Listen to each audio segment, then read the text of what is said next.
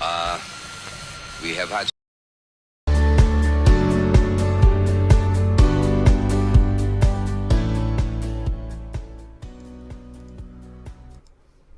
Hello everybody, Paul Richards here, and today we are talking about YouTube troubleshooting. YouTube Live troubleshooting, I might add, is an awesome product, and I absolutely love using it. They've made it almost dummy-proof, which Google and YouTube, you guys have great efforts at doing that.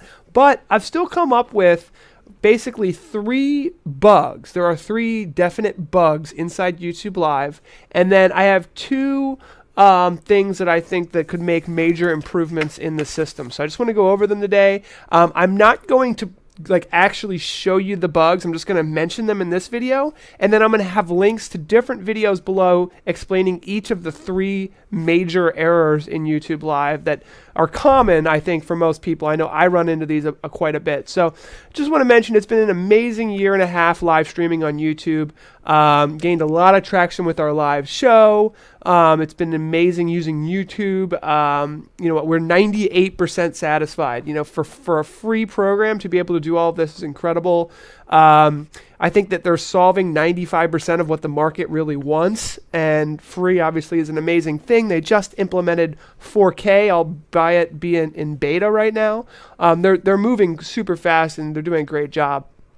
I think if you look at what Facebook and YouTube have done to the market, I do believe that they're making paid CDNs like Ustream and Cast potentially less important. Now there's no facts behind this. This is just my general understanding of talking to customers, is that as the market grows, the need for paid CDNs is still going to go up, but as an average, Facebook and YouTube are grabbing so much of the market that I think that the portion of the market that the paid CDNs, which offer geo-blocking and quality of service and protected password protections and things like that, are becoming less important overall. Maybe they're becoming more important than they were because the whole market's growing, but we're seeing right here, and I'm sorry I'm blocking this a little bit, but basically here's the streaming adoption here, right? So you can see here that we've kind of left the innovation stage, in my opinion, and we've left the early adopter stage. We're starting to get into the early majority, and that's something that's really exciting, and this is what YouTube and Facebook are really helping us do. So before we start, we're talking about errors, troubleshooting on YouTube Live, but I absolutely love this platform, and there's nothing terribly wrong with it. There's just a few things that need to be changed. So first of all, error number 1, there's a stream key error that comes up quite often with pre-scheduled events. Now there's 2 ways to schedule an event, and this is something that I wanted to kind of bring to the attention of everyone. First, you can use the Stream Now feature, and the Stream Now feature, it says it's still in beta, but it always works. You get a URL, which is always YouTube's URL, and you get a stream key, and you stream to that, and that's your channel, okay? Your YouTube channel has a channel stream URL, and usually it's YouTube-C- your channel name /live. And the nice thing about that is that URL never changes. You can have a permanently link to that URL, and every time you stream with that stream key, it goes directly to there. Now the other way to live stream is to pre-schedule events, and that creates a unique URL. And there's quite a few benefits to having a unique URL, which I'll list out here. Number 1, YouTube will create a playlist for you, and it will actually store all of your pre-scheduled events, and that's really nice because you don't have to go and edit or add them to a custom playlist. It's automatically done for you. Once you've scheduled, YouTube gives you an event page that you can display with a thumbnail. That's really nice for embedding on your web page. And then you can direct traffic to that unique URL as opposed to your channel URL. The other thing is the scheduled events are really the only way to use YouTube's multiple camera feature. We have some videos about that on our YouTube channel, how to use that, and I will talk about it a little bit in this presentation. And then finally, unlike Live Now, where your views and all of your statistics are attributed to your channels page, when you pre-schedule event, all the views that you get during that live event are then attributed to the on-demand recording. So I find that to be more valuable for me as I'm trying to build up my views and on that individual page. So that's why I prefer it mainly. If you do if you use your live channel, your live now, you basically your video is then recorded. It's on demand. It's on your channel, but it does not attribute all the views. So there you go. That's the two ways. The problem is that after 3 to 4 weeks of having a pre-scheduled event, sometimes the stream key just does not work. And it's happened to me over and over and over again. And I want to tell you guys about it so that when you come into this and you say, what? I have an FFmpeg error, stream disconnected, check stream settings. What's going on? It's not your streamer's fault. I was blaming it on vMix. I was blaming it on Wirecast. And I tried it with OBS. And then I realized, all right, OBS isn't working, Wirecast isn't working, vMix isn't working. It's not the software, it's YouTube. Literally, the stream key has an error in it. And it happens after like 3 or 4 weeks. I don't know if they switched their something on the back end, but it's really, really annoying. And if you don't know what's happening, you could blame the encoder software, you could blame, the operating system. You're looking for all the errors. The error is on YouTube's side, okay? That is clear to me, and I'm going to prove it in another video. I just want to go over all the errors in this video, and then the links below I will prove.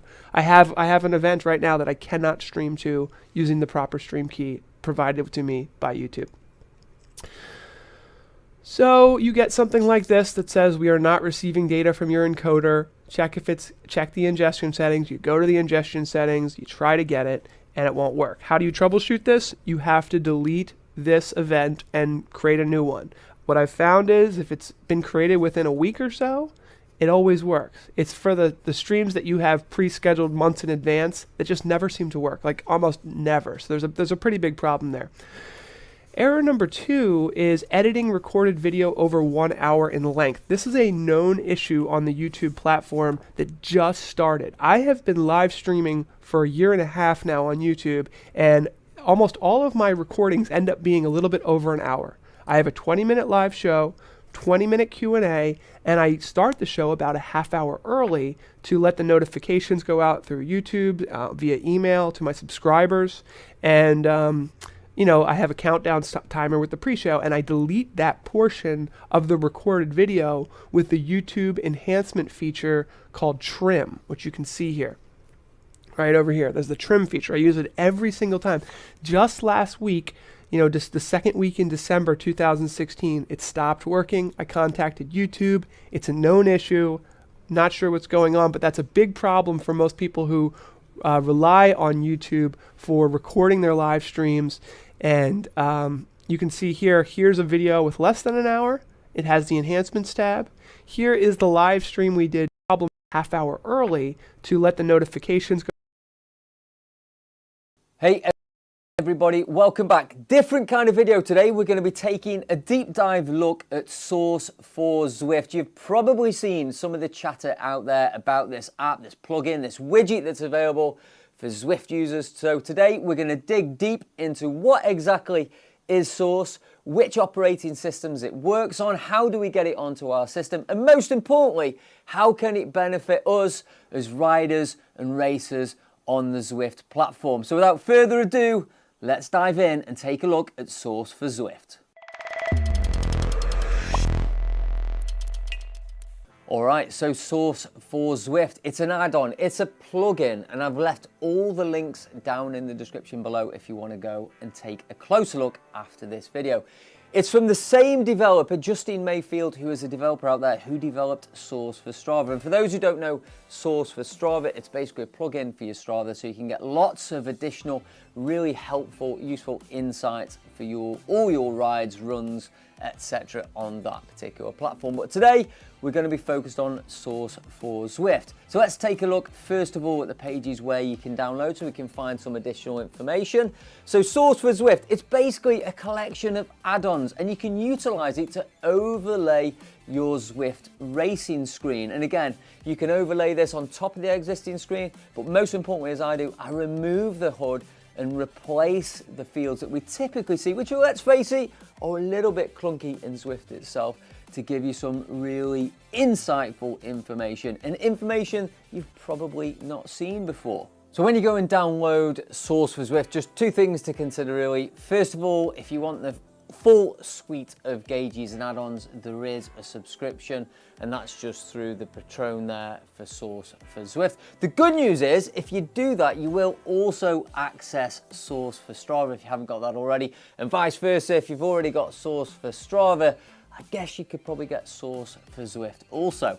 And also the other thing for you to consider is also when you download these kind of add-ons, you also get that kind of warning which says you don't know what you're downloading and be careful and so on. So take that into consideration.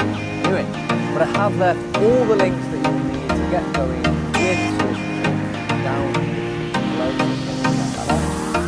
All right, so Justin has highlighted some of the key in Source on this opening page. So first of all, we've got the draft percentage, anywhere between 0, I've seen up to 200%, basically telling you how efficient you are in the draft any particular time. You've got group sizes, riders nearby, you've got time gaps also with groups or riders ahead or behind. You've got real life stats, so average and max power, heart rate, cadence, rolling